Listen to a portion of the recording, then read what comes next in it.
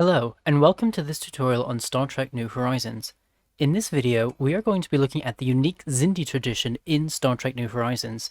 This video is part of a series of tutorial videos about Star Trek New Horizons.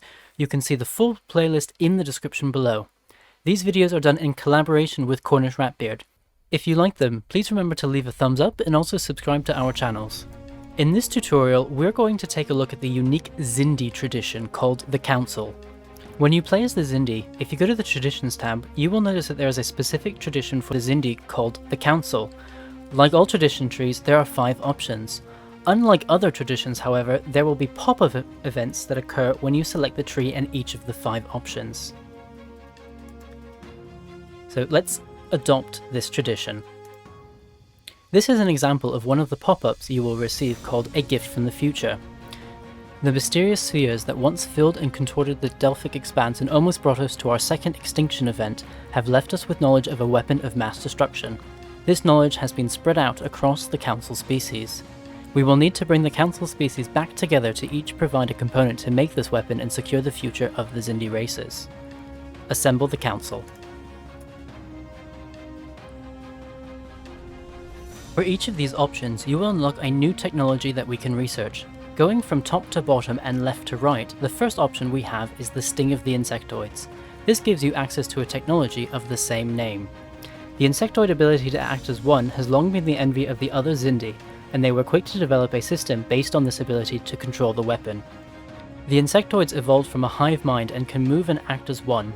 This ability to network would be perfectly suited to the weapon and would allow a small crew to pilot and control a weapon of massive size. Researching and adding this interface would be a major step in bringing the weapon to reality. The second option in this branch is the Force of the Primates.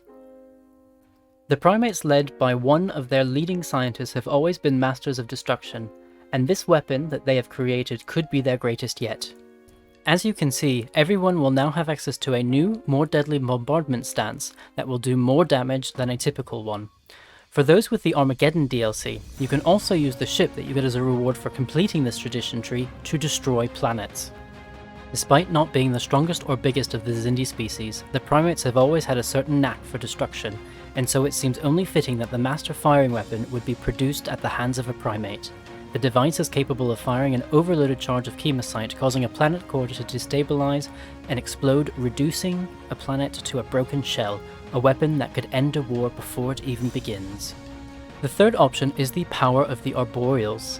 The Arboreals produce the finest variety of chemosite in the Delphic expanse, and this chemosite fuels the weapon and the craft that houses it. The Arboreals have always been considered the laziest of the Xindi species, but don't let that appearance deceive. What the Arboreals don't know about the refinement of chemosite is not worth knowing. The power core they have produced will power the weapon and the vessels that host it. The fourth option is the Teeth of the Reptiles. The Reptiles have always produced the most dedicated and resilient crew, and it was no surprise that they would be the first to volunteer to crew the Planet Killer. The Reptiles were the first to volunteer to crew the weapon. Their determination to ensure the domination of the Xindi fuels their every move. The Reptiles agreed to train and lead an elite team of Xindi from across the species to crew the ship regardless if they were to return home alive. The fifth and final option is the Path of the Aquatics. The Aquatics have mastered the ability to traverse great distances as they once migrated the oceans of Xindus. The Aquatics would migrate many thousands of kilometers back on Xindus before the destruction of the homeworld. Once the Aquatics took to space, their desire to travel great distances continued. Studies of the ancient spheres have allowed the Aquatics to master the vortexes and send the weapon great distances. Once you have completed this tradition tree, a final event pop-up occurs. The Xindi species have united to produce a devastating weapon, with the best elements of each species integrated into the design. Once fully researched, we can build one of these weapons and unleash it on our foes. Now that we have finished with the traditions, let's look at the technologies that we are now able to research. Under the physics research, we have the Hive Mind interface, which unlocks the Hive Mind control interface component, and we also have the Subspace Traversal Matrix, which unlocks a Subspace Vortex Warp Engine component. As you can see, this is a very high-level component at a technology level 10, so it's meant for later in the game. Under the Society research, we have access to the Xindi Special Forces, which unlocks a Xindi crew. These give ships plus 10% ship hull points, plus 10% armor hit points and plus 10% shield hit points. Definitely not something to pass over. Under engineering research, we have 3 options. The Chemosite Overload Beam is a weapon that goes on the Xindi weapon. The Chemosite Fuel Reactor unlocks 2 components.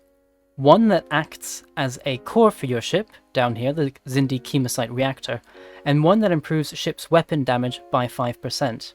Finally, the Xindi Weapon Ship Research unlocks the ship type that allows you to build this unique ship. At this point, you may be thinking, why not just go for the Xindi Weapon Ship Research and leave it at that? While you could, this weapon ship is then extremely expensive and not as powerful as it should be. It also cannot travel nearly as quickly.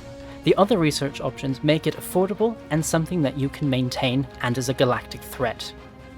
Once you've researched all of these options, you can build an affordable ship. This is the ship in question. Depending on what technologies you have researched and which components you have access to, this ship is going to be more or less expensive.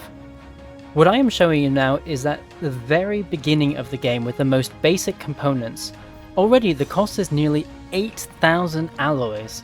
It is expensive, and rightly so. It does a lot of damage, especially when upgraded with the newest and latest components and research. It also takes a very long time to build, so keep that in mind.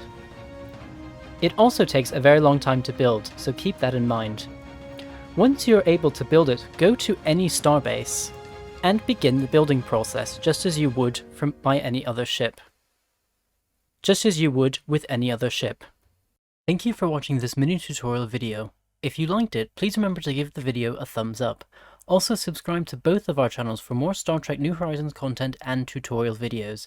If you want to join us for multiplayer games, chatting about Star Trek, or gaming in general, please also join our Discord server. The link for that is in the description below. We hope to see you there.